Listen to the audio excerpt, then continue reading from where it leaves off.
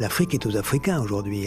Le précaré africain de la France en matière économique est en voie de rétrécissement constant. Le précaré, c'est ça ce qui nous donnait une posture internationale, un poids international. Nous ne pouvons pas héberger toute la misère du monde, ce n'est pas possible. C'est pas l'Afrique qui a besoin de la France, c'est la France qui a besoin de l'Afrique.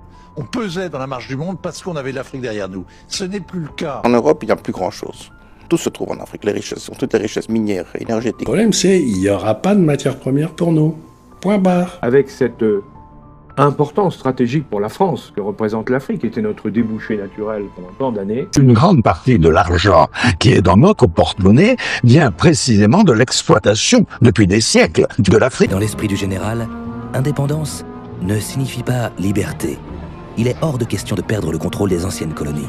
Quand De Gaulle a donné l'indépendance à ces pays africains, il ne leur a jamais promis le développement. Si la France n'avait pas les colonies africaines, parce que c'est ainsi qu'il faut les appeler, elle serait la 15e puissance économique mondiale. Cette fin de l'abondance, cette fin de l'insouciance. Nous le savons tous, les uns et les autres, l'Afrique est une région où se joue une partie de notre avenir commun. On vient de perdre l'Empire. C'est au fond une grande bascule que nous vivons.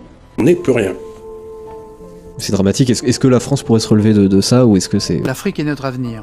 L'Afrique est notre avenir parce que... En France, on n'est plus dans un pays riche. On est dans un pays qui est en voie d'appauvrissement très rapide et qui va s'accélérer. On ne peut pas avoir d'industrie nucléaire si on n'a pas d'uranium et on a perdu le Niger.